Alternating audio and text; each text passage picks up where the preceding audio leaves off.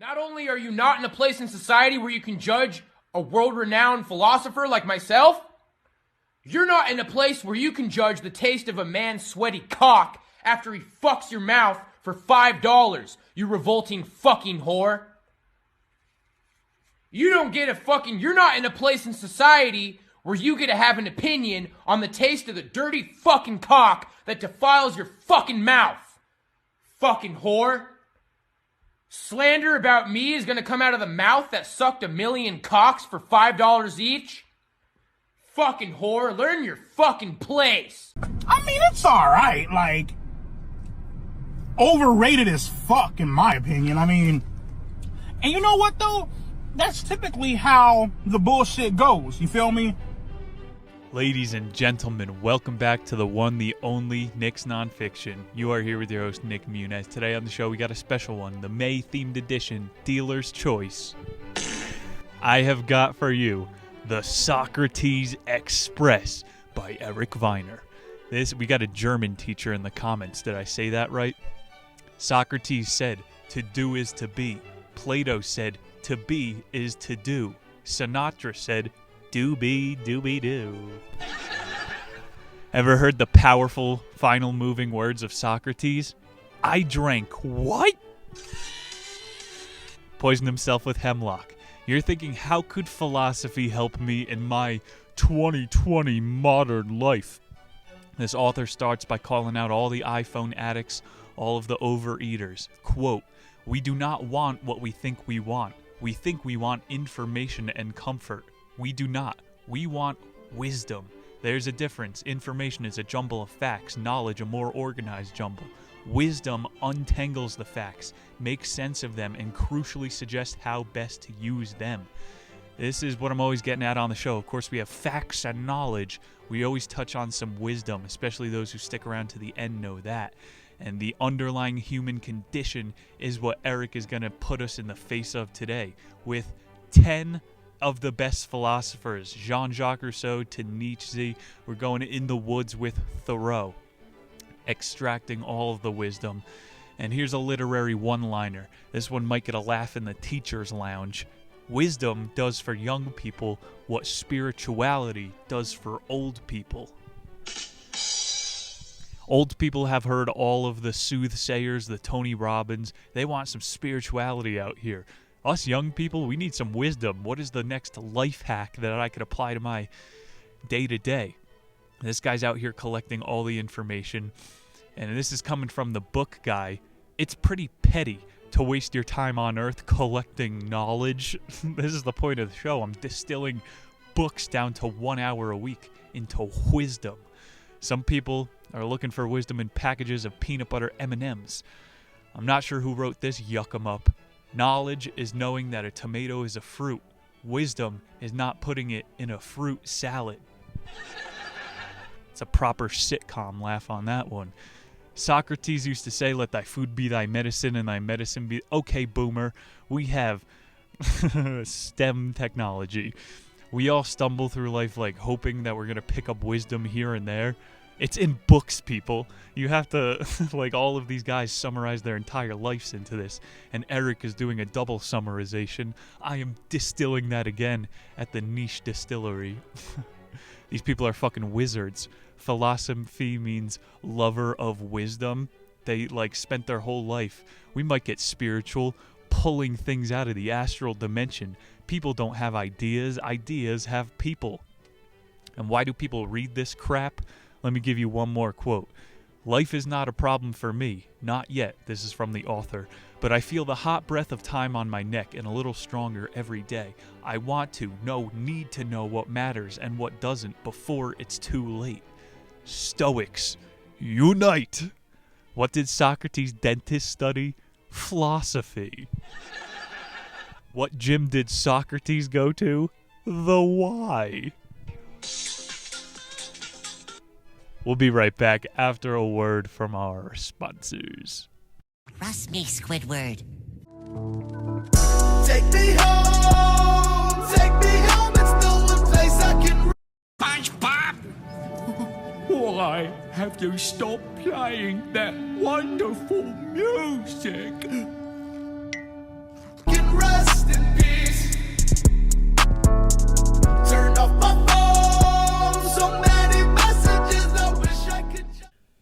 Welcome back. Make sure you are checking out patreon.com/the-niche high altitude hikes.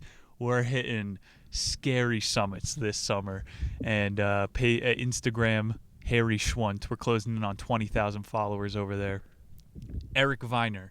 He's a popular speaker and author, New York Times bestseller. He wrote The Geography of Bliss, Man Seeks God, The Geography of Genius, and today, The Socrates Express. This book is from 2020, pretty new.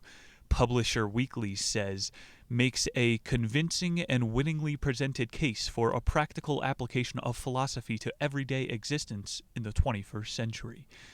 He has did some time at NPR.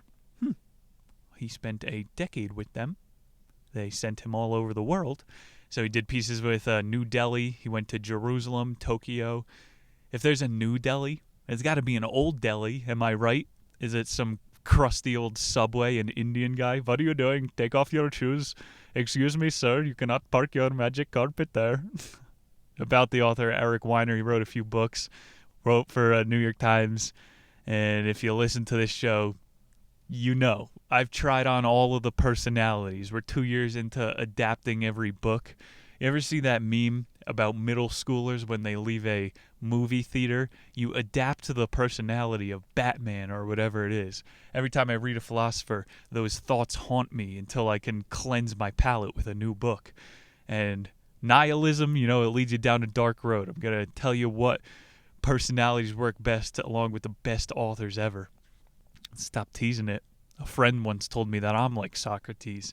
I was like, what, I'm the smartest guy around? He said, no, because you piss everybody off. Ladies and gentlemen, you got one more ad coming your way before we start this thing.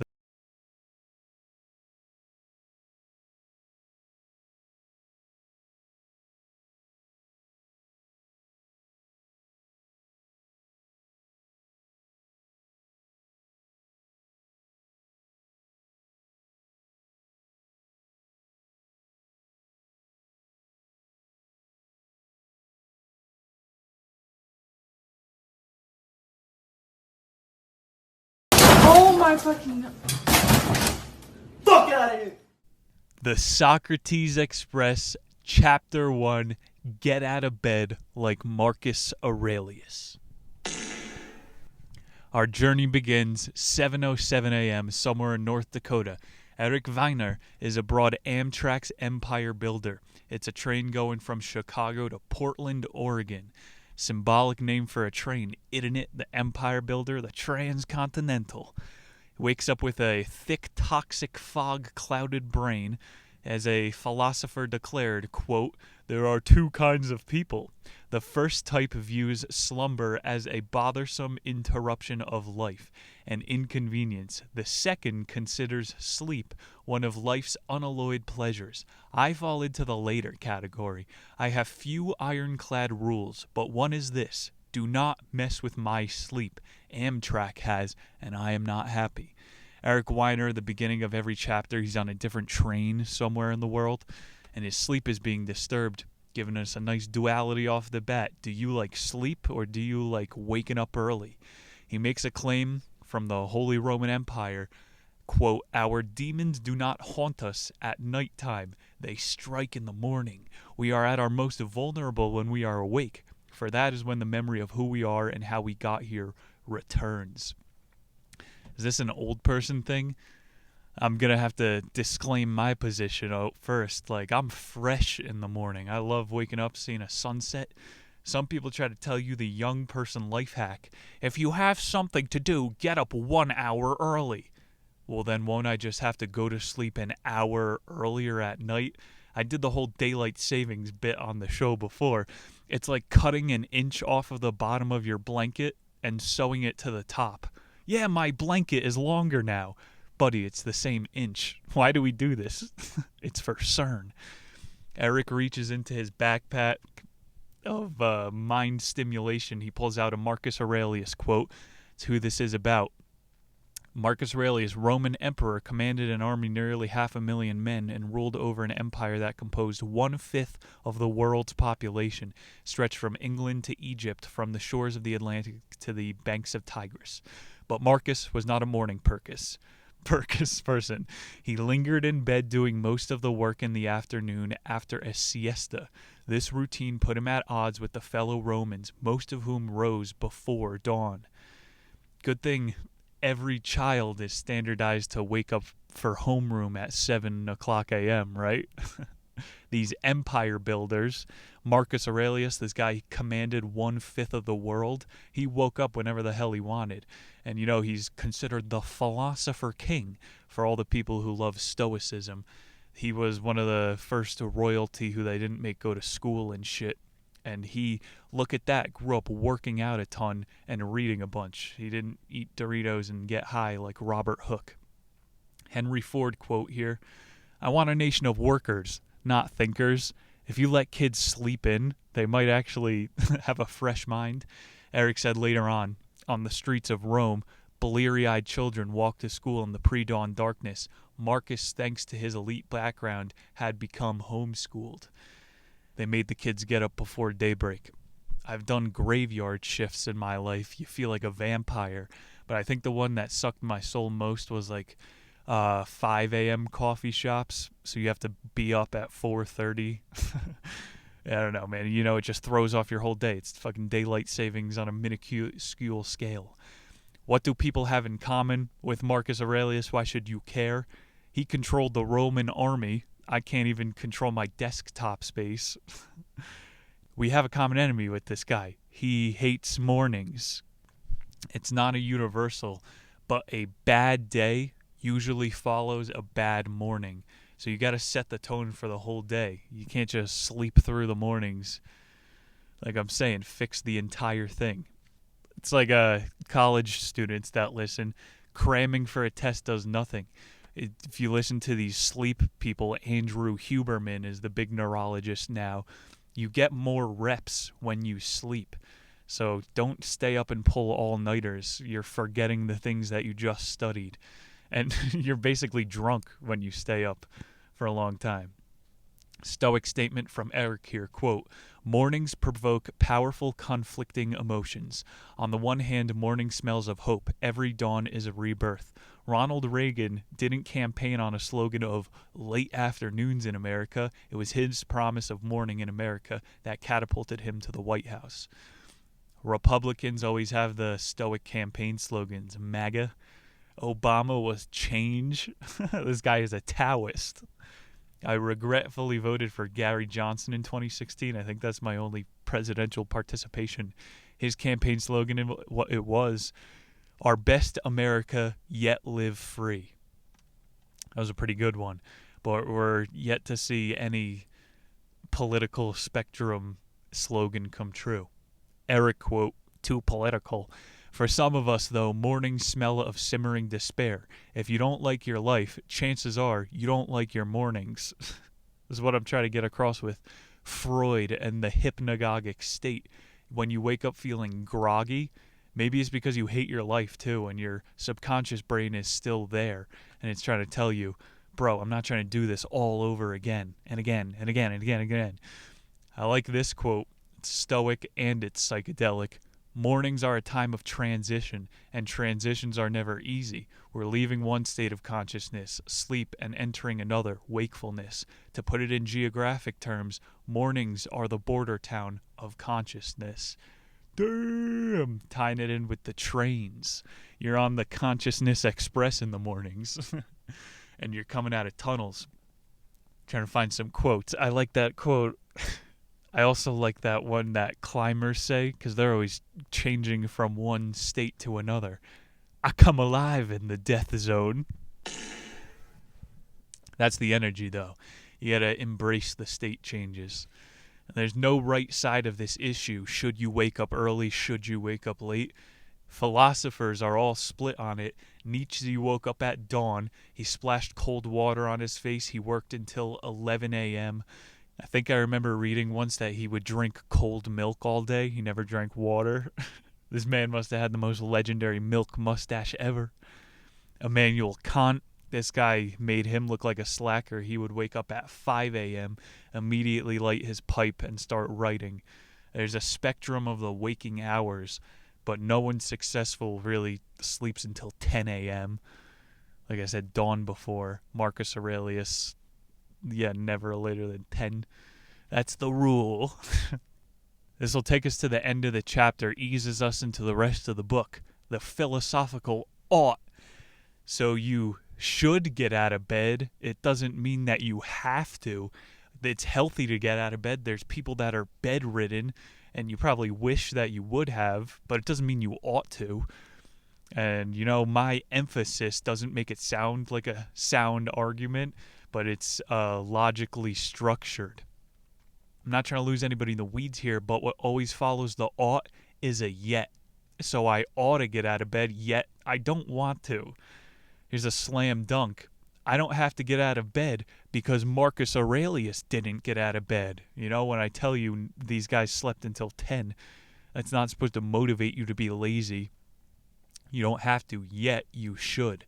And so that's when ethics gets injected into philosophy, the ought problem.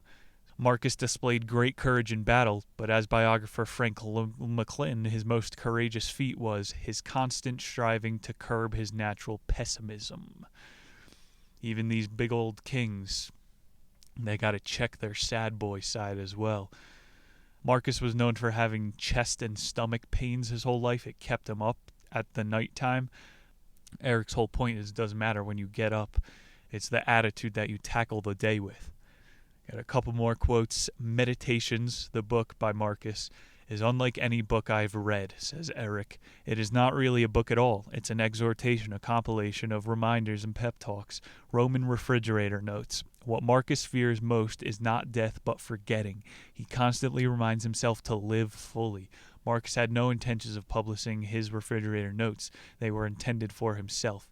You don't so much read Marcus as eavesdrop on him. That's pretty great. And do you want me to do a bit? This first chapter is going long. This would be like if you got to read... Too political, never mind. Final quote for the chapter. When you wake in the morning, tell yourself the people you deal with today will be meddling, ungrateful, arrogant, jealous, and surely.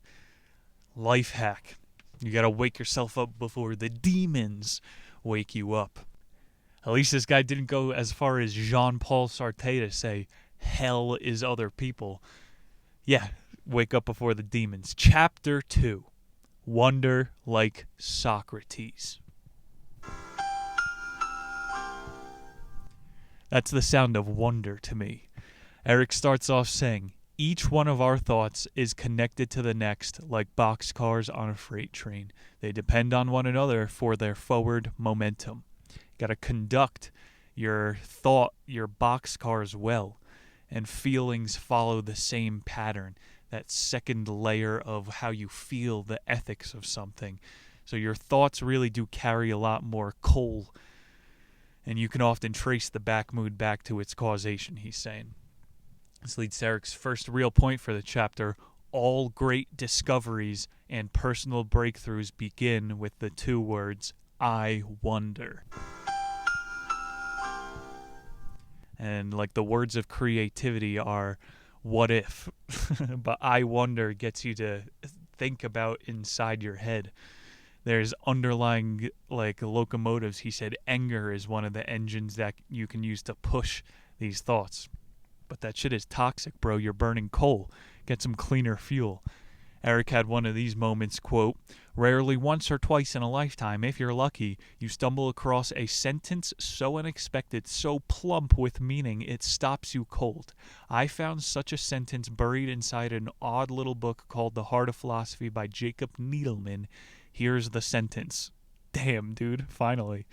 Our culture has generally tended to solve its problems without experiencing its questions. Okay, that was worth it. What? Our culture, we go straight to the solution without wondering what the actual issue is. Let me give you an example to make it make sense.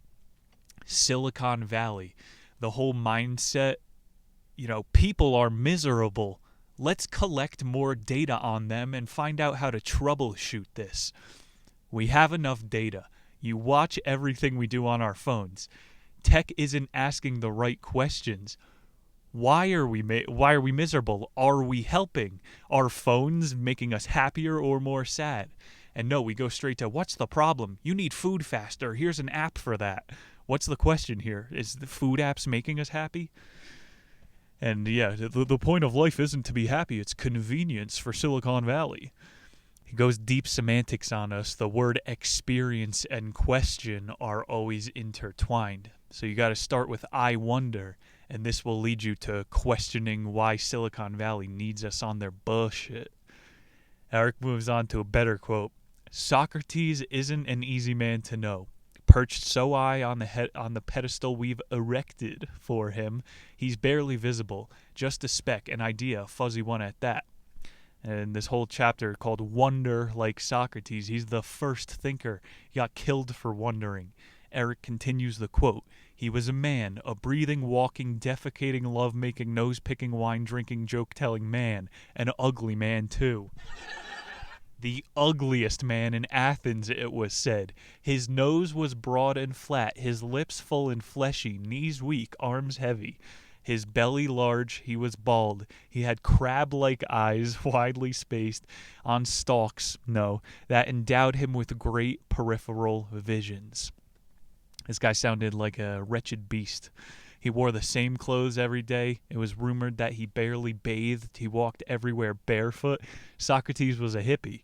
People said, quote, he could go days without sleep, drink without getting drunk. He heard voices. Well, a voice he called his daemon. Matt Damon! Socrates could outdrink anyone at a toga party. This guy's a legend. In terms of otherworldliness, Eric goes, this is true. I think of all philosophers. They possess a otherness that borders on the alien. Even Marcus Aurelius, a Roman emperor, felt like a misfit. Diogenes, I'm not going to be able to say that right, a founder of cynicism, was the ultimate oddball philosopher. He lived in a barrel, masturbated in public, and in general traumatized the good people of ancient Athens. Okay, I got to look up Diogenes now. Lived in a barrel. Socrates found a movement in his time. He called it crazy wisdom. That's what I should change the name of my channel to. He instructed his students to break social norms and see how it makes them feel ostracized. Like a psychologist today would call this shock treatment, or I would call this the Tyler Durden complex. You get your fight club together and tell people to go outside and break social norms. Socrates also told students to question their other teachers. So you know why everybody hated him in town. He was the first Tyler Durden. Aristotle was all about the stars and the math. Socrates went deep on feelings and humans. He gave his students 3 questions to keep in their mind throughout the day. How can I lead a happier, more meaningful life? How can I practice justice? How can I know myself? And all of these 3 questions have in common staying in a state of wonder. I wonder how I can be happier. I wonder how justice could prevail.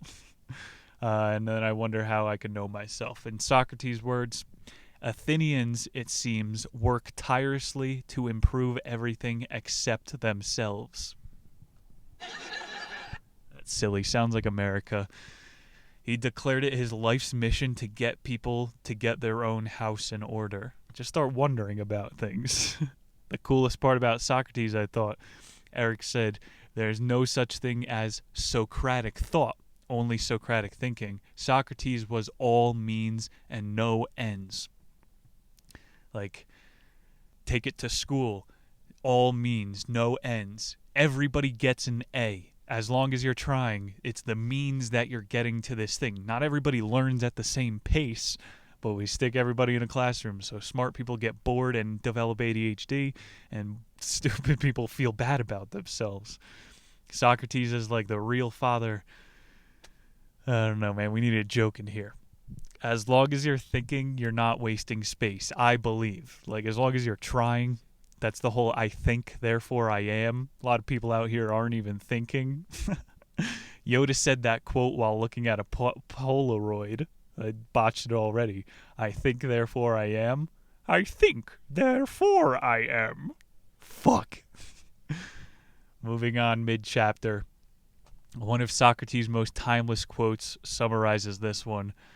Knowledge doesn't age well. Methods do. This is the whole thing of wisdom. We don't care about your knowledge. What's the method? How are you learning stuff? And I said it at the beginning of the show. Like, I am stupid, but I know a couple things. I know it from reading. And of course you got to live, but you can learn something or somebody can tell you something and you don't internalize it for 2 years until it becomes a lived experience. So read and live. That's what he's saying. Wonder and question. I think that'll come back later.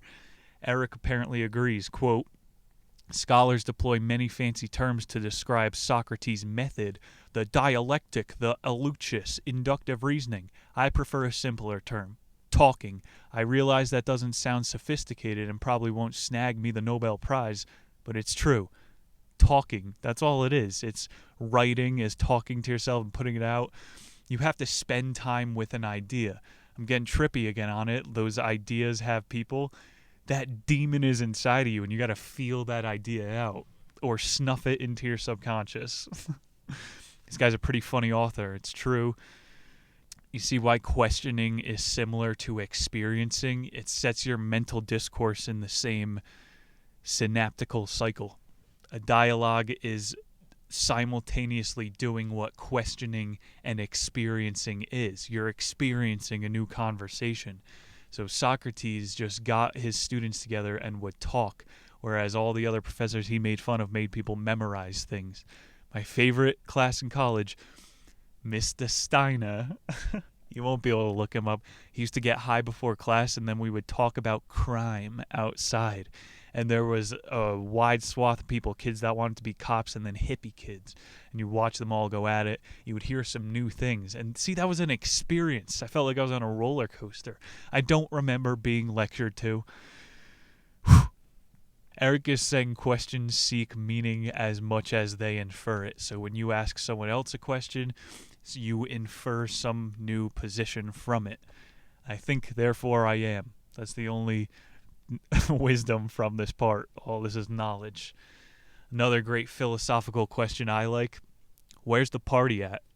Maybe meet a girl named Pandora at the party, open her box. Oh, philosophy jokes. Eric says, wondering is open-ended, expansive. Wondering is what makes us human. That's been truer ever since the first caveman wondered what would happen if he rubbed two sticks together. When he came across a cave painting, he probably went, who put this here? Was there a party here? That's a good question. You're inferring who made this thing. I don't know, man, just start asking questions. Eric got a quote about this. A serious question carries risk, like striking a match in a dark room. You don't know what you'll find when the room illuminates, monsters, miracles, but you strike the match anyway.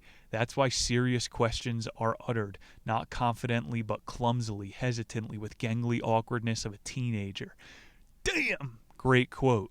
When someone starts tripping over their words, someone who doesn't usually speak up, you know what they're about to say is important. And even if it's a question, a lot of people write off questions. That guy didn't say his stance, so it's not important. This question could have just opened up an entire new fucking hour of conversation. That's a great quote. And yeah, it carries risk. That's why curiosity did kill the cat. You are really opening a fucking Pandora's box when you start asking questions. But it's healthy for your mind. Thinking in the eyes of Socrates should be a ruthless interrogation, he said. That's great. And yeah, spending time with your ideas isn't going to be fun. You got to fucking waterboard yourself and ask yourself if you really feel certain ways about things. Socrates, quote, the unexamined life is not worth living. Examine yourselves under high, intense Gitmo pressure. End it all with a well-framed irony from Eric. I do know this. It is deliciously fitting that the king of questions, Socrates, departed in a cloud of them, leaving us scratching our heads, wondering. Socrates couldn't resist planting one more puzzle in our minds, one more question to experience. In Chapter 3, Wander like Rousseau. For this chapter, Eric is on a train from Basel to Neuchâtel, countryside of Switzerland, and this one is all about wandering, walking. So he's going to compare train travel to walking. Who remembers our edition from Jean-Jacques Rousseau? This is all in Switzerland. I called the guy the prime meridian of rational thought. He spilt his beans to us. That book was called The Confessions. He wrote The Social Contract. Guy knew his shit. 1830s, Hugo described train travel as such. The flowers by the side of the road are no longer flowers, but flecks or streaks of red and white. Everything becomes a streak. The grain fields are great shocks of yellow hairs and long trees.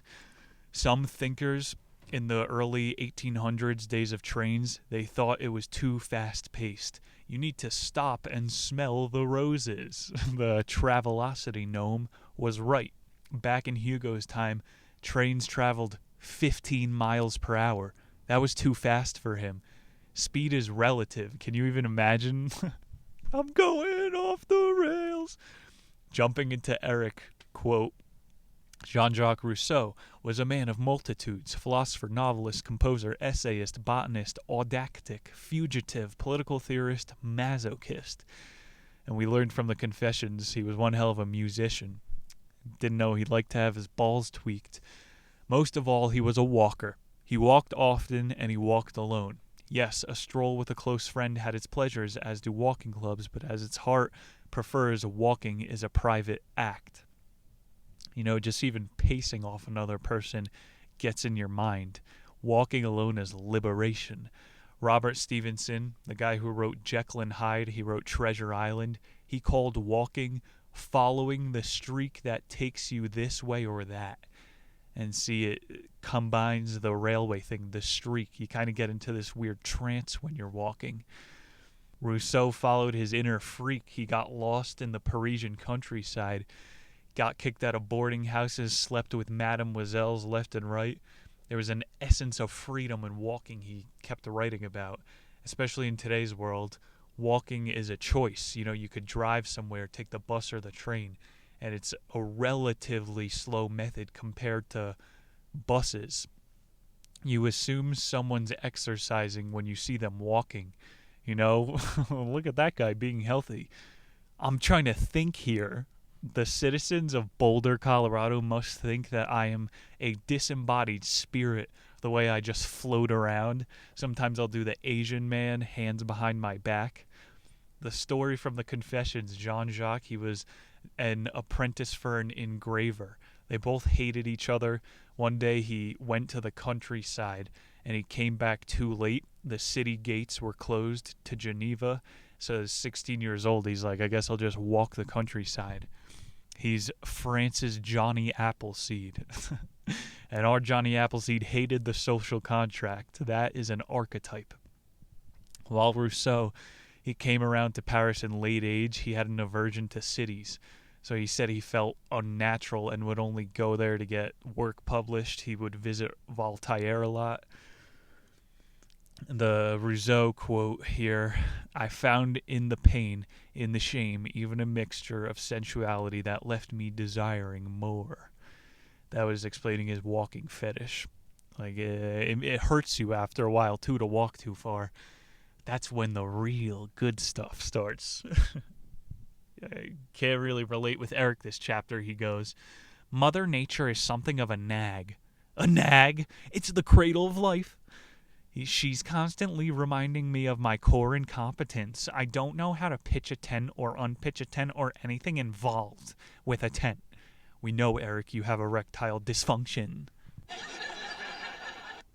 In short, Eric is saying, I don't like being outside because it makes me realize how incompetent I am. That's like getting mad at a mirror. Why is this mirror showing me how ugly I am? I hate this mirror. You hate yourself, Eric. I can't make you a man with screaming at you or a mirror, but going in nature can. He's hating the wrong things. He had a quote, you can tell a lot about a person by how they walk. The Pentagon recently developed advanced radar that can identify up to 95% of individual walks as distinct as a person's fingerprint or signature. There's reason for concern in that quote. But let's go for the personal development route. You don't know how to walk until you walk alone, because those mirror neurons in your brain are firing and you're always copying the person next to you. You naturally sync up and start 2, 3, 4 marching together. The more walks you take alone, the more you're able to get your own swagger back, baby. You catch me pimp walking when I'm in the wilderness. If I get a nice 20% incline, I walk like Vince McMahon up to the ring when I'm going downhill. So definitely try that. Don't take your headphones with you. I don't know, man. The pace of life that we have now, there is no escape. Like Jean-Jacques Rousseau, he could leave the city gates and separate that from himself. And you hear the word a lot today. It's hippie. Desensitize. Make it relevant. Porn desensitized me. That's what the Zoomers are saying. Nature, or like acute walking, he's saying, has the ability to resensitize you. There's that old movie, Escape from L.A. It's a John Carpenter. That guy is a genius. Yeah, with the main character, he surfs a wave up and into Steve Buscemi's convertible. It's very self-aware. It's a funny movie. This guy, at the end of the movie, the last scene, there's the main character, Snake. He just escaped the technocratic prison of L.A. And then there's the General of the United States in the woods. Snake is holding the device that's able to turn off all the satellites. And the General is going, "Son, if you press that button, everybody's going to be exposed to the wrath of Mother Nature." And Snake goes, "Welcome. Welcome to the human race." And then he presses the button, and all the satellites turn off, and people look at that, leave their caves, go outside of their house, and realize they're humans again. It's a beautiful quote to end this one. Wandering, getting out inside of nature like Rousseau.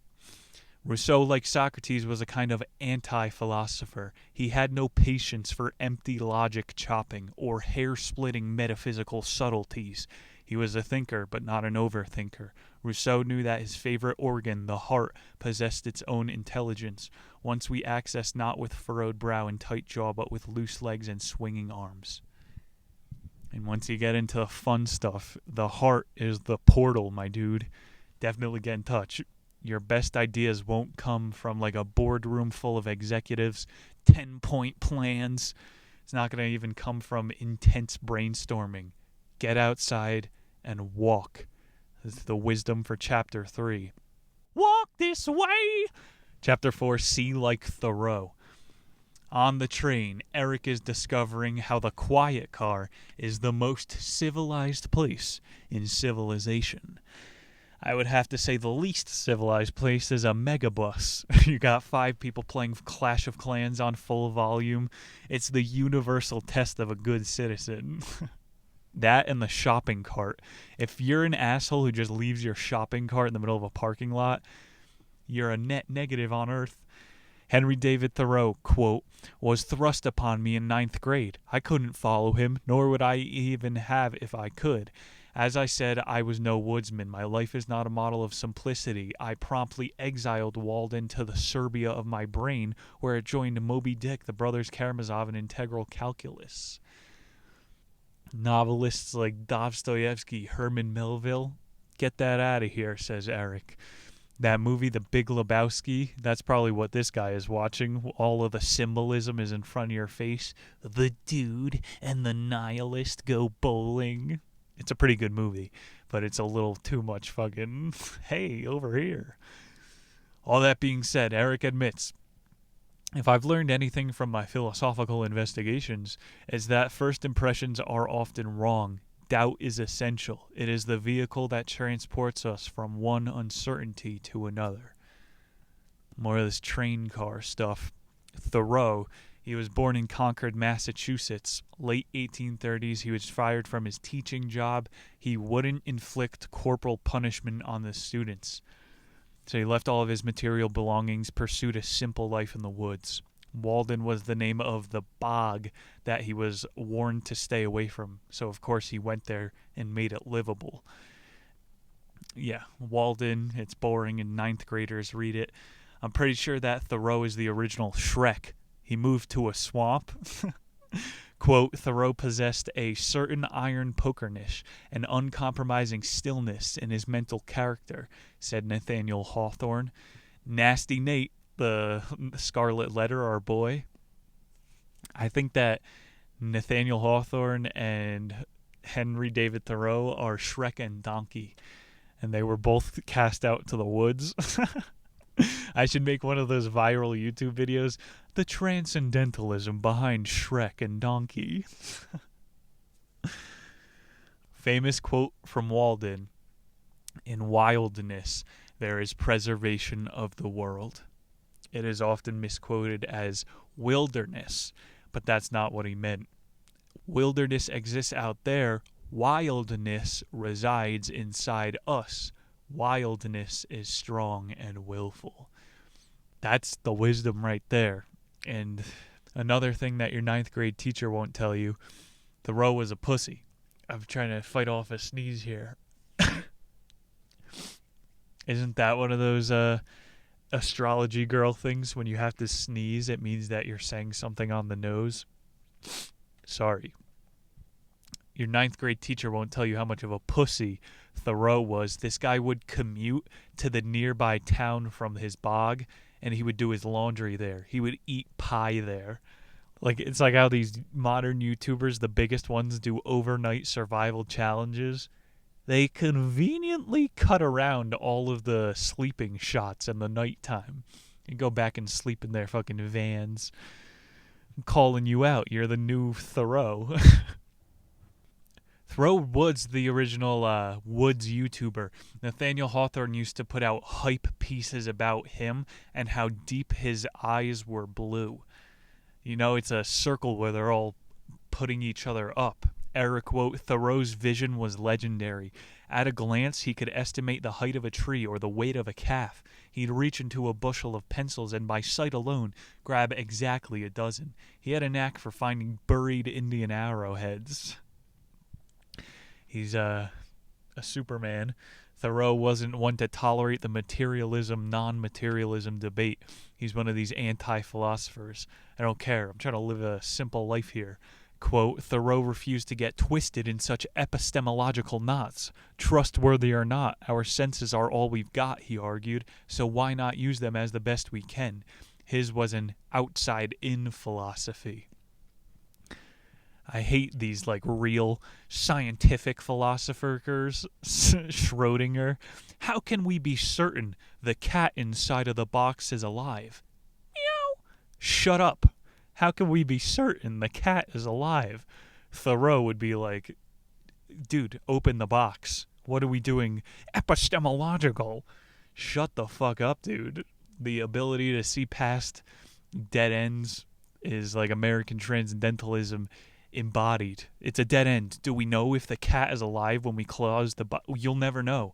Stop fucking talking about it. Open the box. Transcendentalism.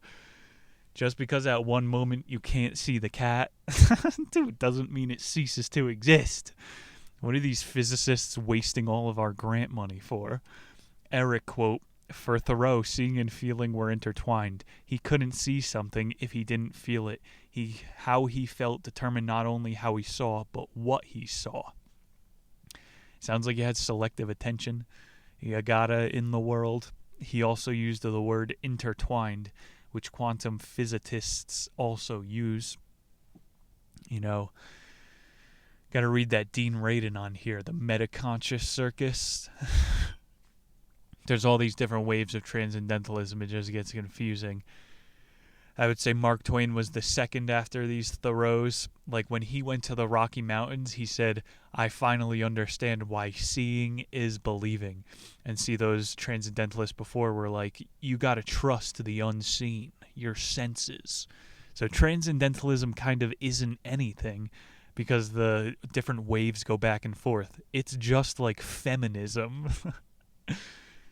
They're anti-philosophies.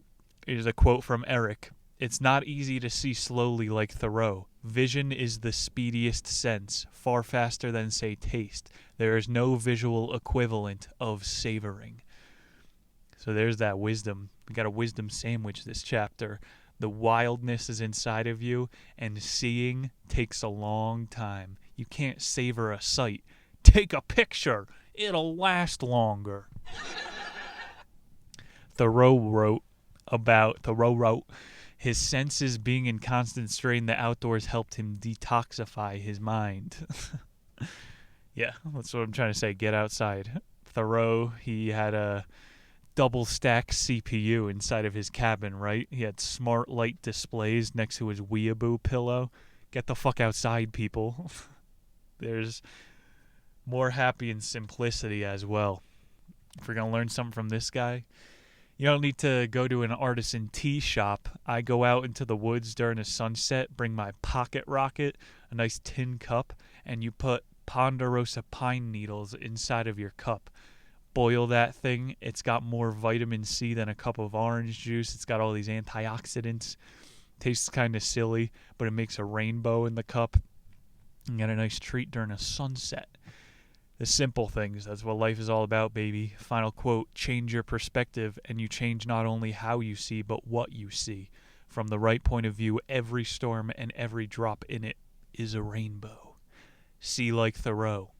There's no such thing as getting lost. You just started your next land survey.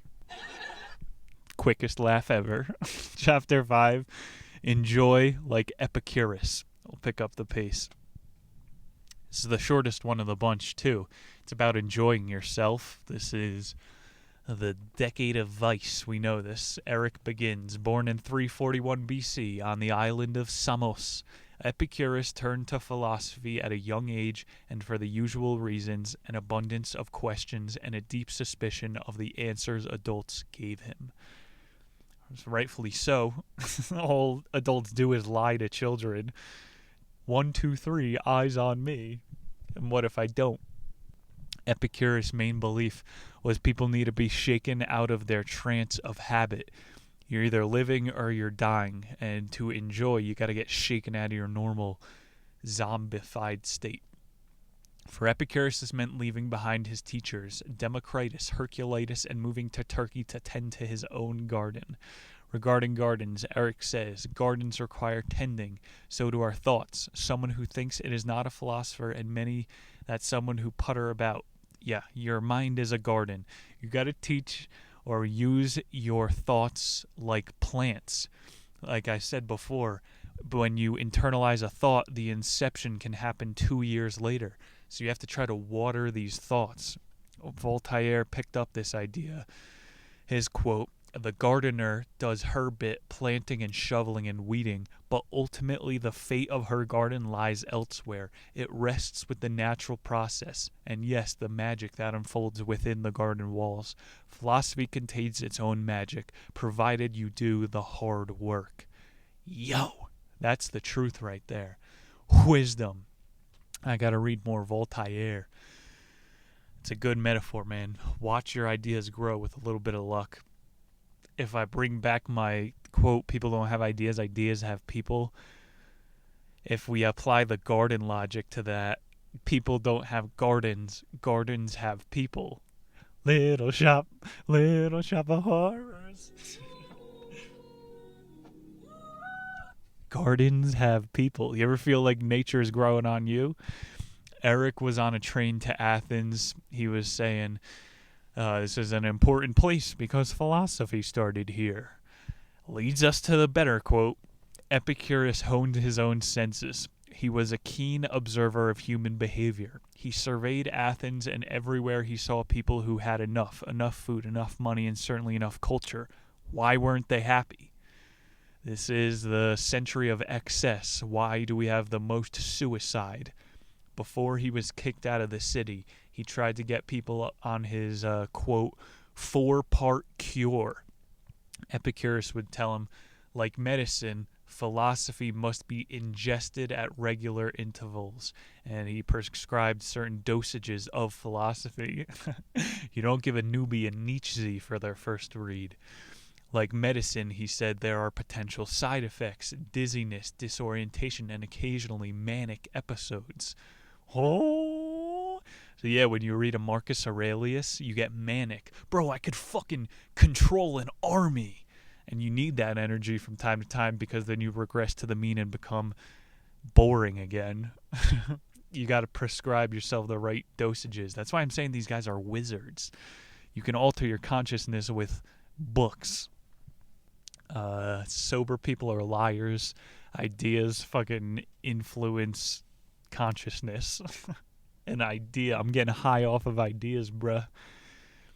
The reason that we like watch movies and art and stuff subconsciously, smart, is so we could get a new angle to see the world through. It's all the same story. We want to see something from a new point of view. And I don't know, it's all about algorithmizing and making everybody standardized. That's not what makes us happy. We need to see different perspectives. Interesting assessment of Athens. The medicinal approach was no accident. Epicurus lived during the peak of therapeutic philosophy. During the time and era known as the Hellenistic Age, people chose a school of philosophy with the same ardent deliberation people today chose a spouse or a wireless plan. Silly quote. We don't even have health care in this empire. But Alexander the Great, who ruled over the Greeks with an iron thumb, he gave all of his people therapists. You were allowed to go to a school and learn how to think, even as an adult. He also snuck in that quote, people ardently chose their spouses. There's probably less divorce in ancient Greece. We're sadder. We get divorced more. But we have so much technology, so stick around. The Hellenistic age, it was like the birth of universities. A lot of these thinkers start. But now universities you have to go in $200,000 of debt to. And that's where you search for your spouse. Not very ardently, but drunkenly. These schools used to be self-help seminars. I don't understand how lost we are. I don't know. While anyone could join these schools, most people didn't. That's a very interesting point. Like, I'm already too smart for school. I already have enough friends. These people wouldn't listen to Epicurus anyway, so, I mean, we don't need you at the school. I don't know how I shall conceive of the good, Epicurus said, if I take away the pleasure of taste. If I take away sexual pleasure, if I take away the pleasure of hearing, if I take away the sweet emotions that cause the sight of beautiful form. How do you acknowledge pleasure when you tell people to put their phone down? I understand that I ostracize most of the audience when I say that in the first sentence. The phone addicts, the overeaters. It's until you confront that idea that you can move on to the next one. And that's what this guy is saying. You have to take away your sexual pleasure, everything else, until you realize what actually matters. One state of monkism. That should be what holidays are. Everybody has to... The Muslims have it right. Yeah, Epicurus. This is enjoyment. It's all about either avoiding pain or seeking pleasure. And your body goes into one of these two states over time, which can lead to mania or depression. We're in the weeds here. Let's get back to philosophy. The Greeks called it ataraxia. You can reach this state of a lack of disturbance. I don't care. Nothing bothers you. And that doesn't mean you don't, want to see the wars in the world end. It's just I don't care. I know I can't do anything about it. You have to get ataraxic about it. I don't know. That's the method, if you want a method for the chapter. The best thing to learn from Epicureanism, he's the guy that did everything is better in moderation. So it's the pleasure paradox. If you take an hour off of your day today and add it to tomorrow, you're just stealing happiness from another day. Same with like drinking and a hangover. One of the happiest periods of my life was when I was growing weed, to tie it back to drugs and then the garden and thoughts perspective. And that's all alleged. I didn't really do that. Watching something grow is great. You got to turn your mind into a garden and use the side that'll make you bigger. Chapter 6, Fight Like Gandhi. For this chapter, Eric's on a train in India, It was built in 1853. It's called the Yoga Express. Eric is complaining about his world tour here. It smells in India. Everybody's poor. He said for a 1,000-mile train ride, he had to wear a mask. Quote, Gandhi would be alarmed but not surprised by the sorry state of India's alleged air. More than a century, he warned of the dangers of industrialization. Oh, the world is melting. I can't. This guy is going to try to get lefty on us now. Yeah, it's fucking polluted. Stop having 10 kids.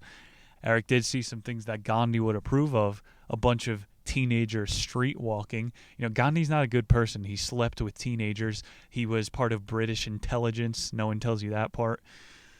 Yeah, so the Delhi train that he's on, it's just going through elite neighborhoods, and then it goes through poor neighborhoods. How can these people live next to each other? We just learned about it. States of transition. Stop acting dumb, Eric. I go to Union Station in Denver. That's this industrialized city's main hub. I saw a guy smoking, I think, meth out of a foilie. He fashioned a crack pipe out of tinfoil.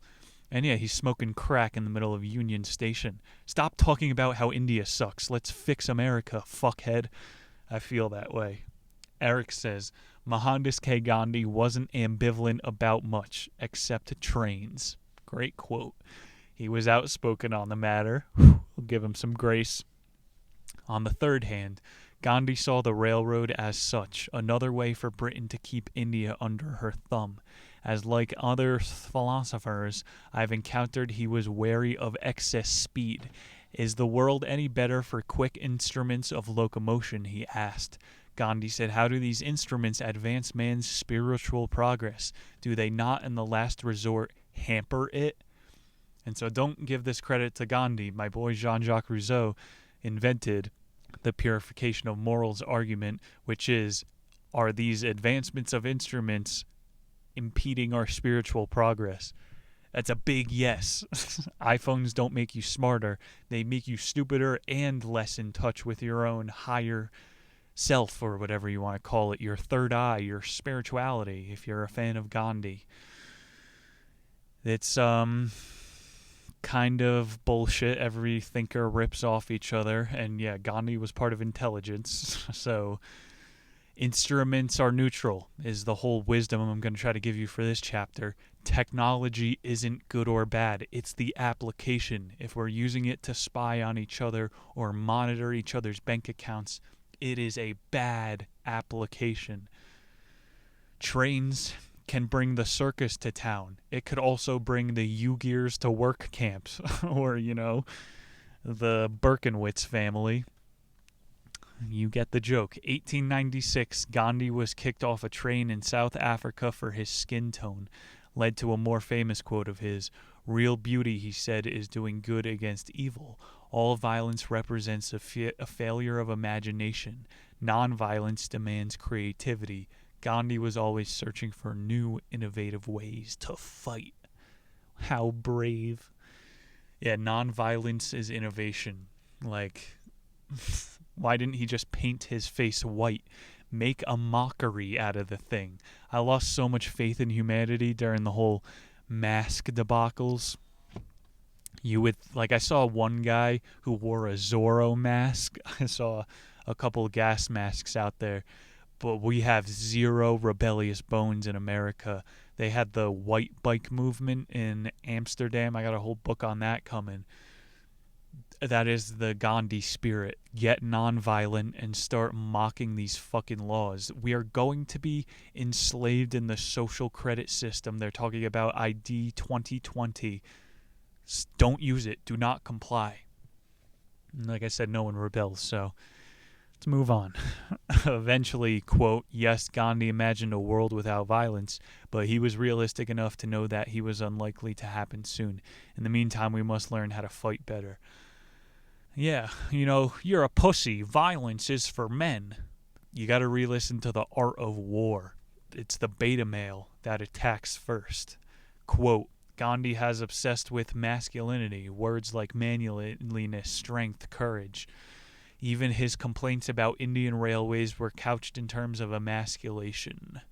They want to tamely put us with the hardships of railways as a sign of our unmanliness. It's like the guy sucks, but he's right.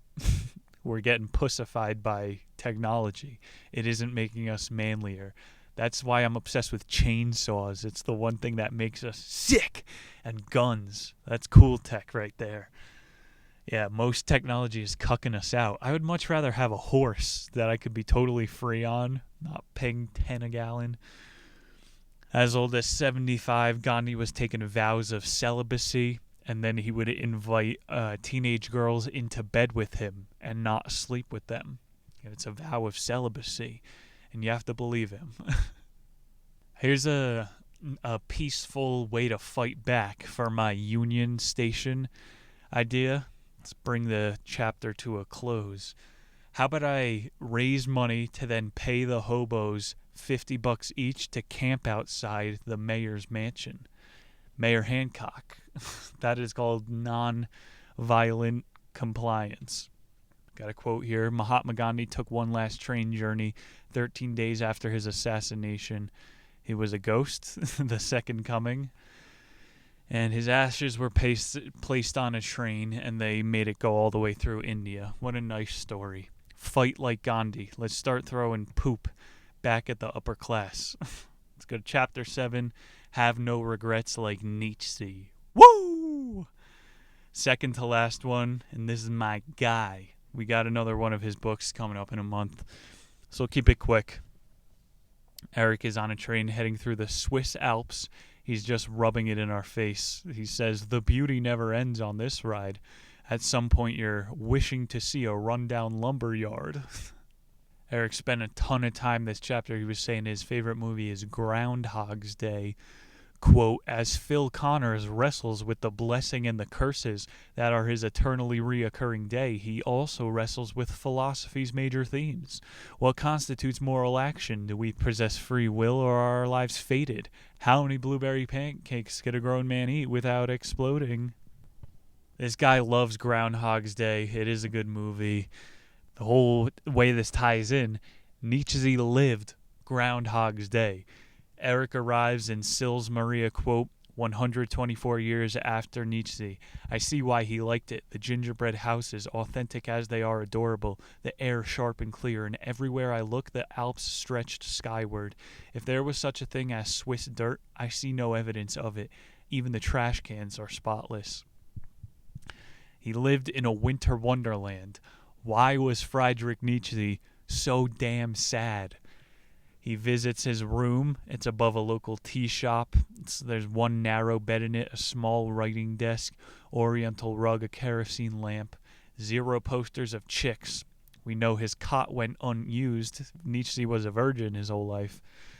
Talked a big game for living so minimal. Quote, we want to be poets of our life, first of all in the smallest, most everyday matters.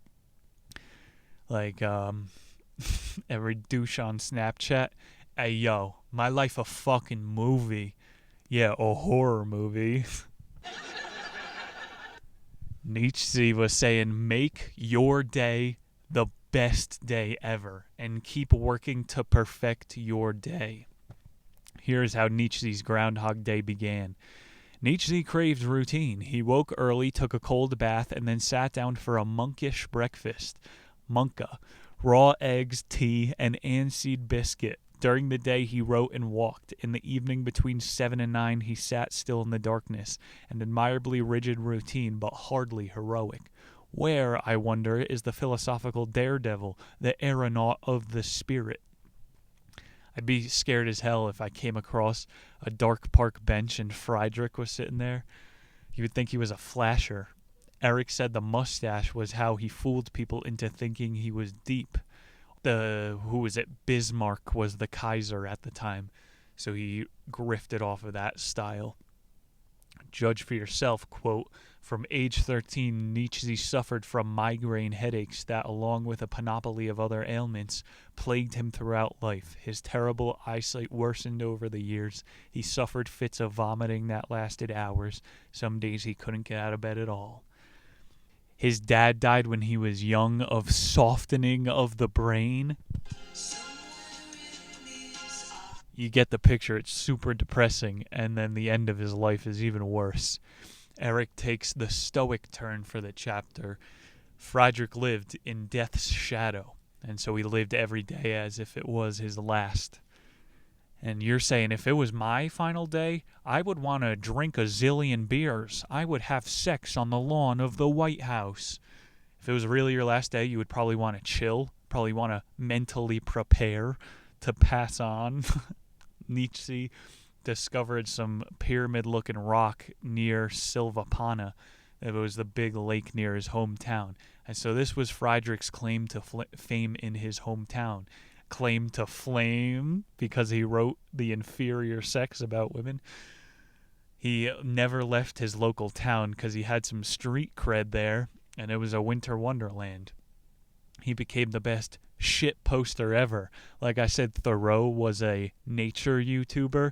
Nietzsche was just a shit poster. He got his best quote out there in Zarathustra. God is dead. A 3-word tweet that set the world on fire. He's just sending them out there from a 6,000-foot mountain town.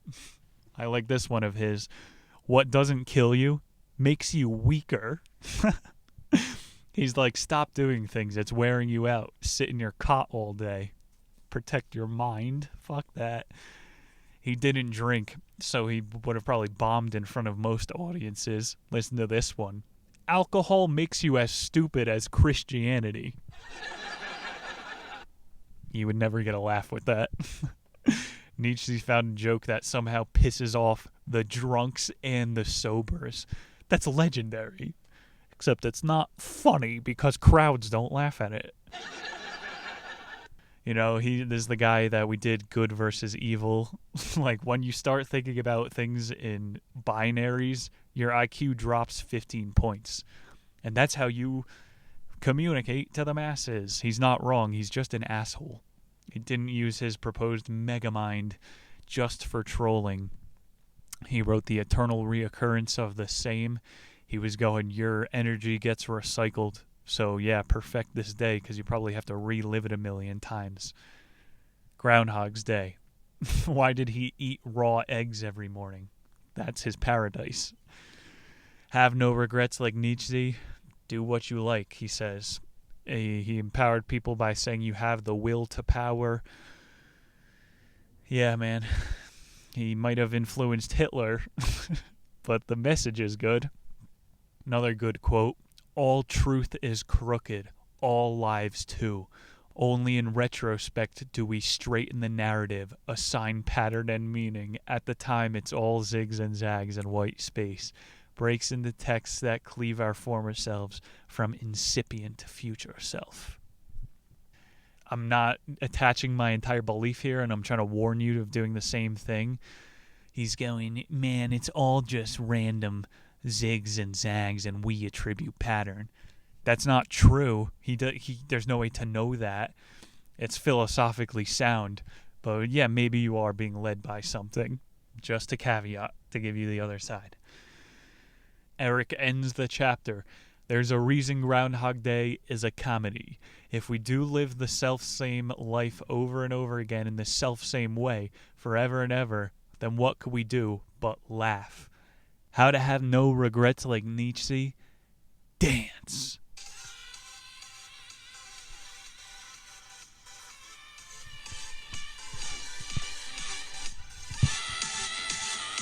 That's enough of that. Our final chapter, chapter 8, Die Like Montaigne.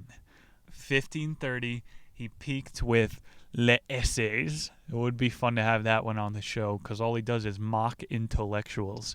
Sounds kind of familiar, right? He debunks the necessity to learn. Quote, we are all but blockheads. On the highest throne in the world, we are all seated upon our asses. See, this guy's punching up. Montaigne would have killed. Mid-Renaissance, all that reason and logic, we're going to make you happy. This guy's like, no, the Enlightenment, stop thinking. Let's get drunk and dance in the street.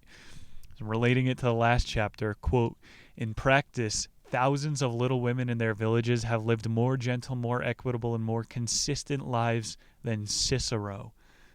Those Marcus Aurelius, he didn't really live a life. He was up in the fucking tower all the time. He doesn't know what it's like to be a human. We have the opportunity, us, the listeners, the people. We're either on the cusp of a full fucking cyberpunk enslavement or a renaissance. That's my, or maybe it'll be Corona punk. You know what I'm saying here? It's either gonna, I don't know. Let's just hope. Let's believe. That's a better word than hope. The whole works better when each cell focuses on its own part. You ever hear that? Well, you also have to turn your mind to the middle as well. As below, so below. I'm just going to start sounding like Alan Watts here. Montaigne. He was a snobby guy. He had a lot of ideas. Here's a quote of his. Or Eric. Like me, Montaigne is restless in mind and body. Like me, he enjoys traveling but enjoys coming home. Like me, he is a compulsive underliner and annotator. Like me, he has atrocious handwriting and struggles to unscramble what he's written. Like me, he's terrible with money and extraordinarily incompetent in the world of business. You get it. Montaigne is relatable. Continues on about how death makes philosophers out of all of us. Even the least contemplative person wonders at some point, hey, what happens when we die? This is not forever? Wait a minute. Montaigne lived in Bordeaux, where half of the people from the previous generation died of the plague. So this guy was death obsessed. He said even when he was with a woman, it consumed his thoughts. Yo. Him and Eric Weiner are both impotent. More good words here towards the end. Driving our dread of death is not only fear, but greed. We want more days, more years, and when against all odds we receive those, we still want more. Why, wondered Montaigne? If you have lived one day, you have lived them all. There is no other light, no other night. This sun, its moon, these stars, this is the way they are arranged. All of these are the very same your ancestors enjoyed and will entertain your grandchildren. Damn. Yeah, bro. Seeing a sunset hits so hard because it's the most human thing. Almost every single person who's ever lived has experienced that. That's oof, baby. You either know something in your heart or you don't know it at all. Deep quote here will have to end it. Live your life not as a standardized exam, but like Gandhi as one grand experiment. In this sort of personal lived philosophy, the goal is not abstract knowledge, but personal truths. Not to know that, but simply to know. I know that black people be wildin', but I know we're all the same. Knowledge versus wisdom. It's been a great day here. Knowledge can teach you the difference between racism and humor. Wisdom is blowing a tranny behind a dumpster. Eric Weiner, thank you for the grand tour. Ladies and gentlemen, that was the Socrates Express. How did I not make more Weiner jokes? I'm wondering right now as I see the cover of the book. If you like the video, send it to a philosophical friend.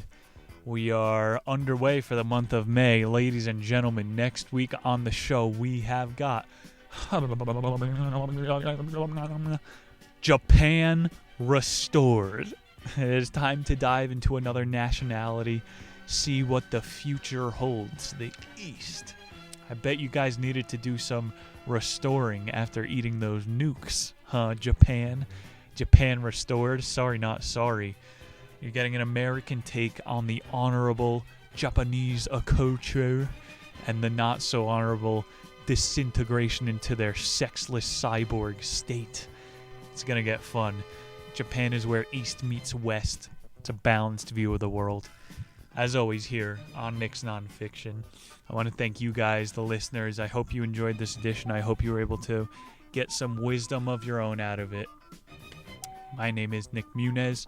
Please check out patreon.com/Dunish and as well Harry Schwunt on Instagram. Love you guys. Let's get a random soundboard effect to take us out. Damn, son, where'd you find this? I found it from my mama. Thank you for joining for another edition of Nick's Nonfiction. I love you guys. My name, Nick Muniz. I'll see you all next week. Peace.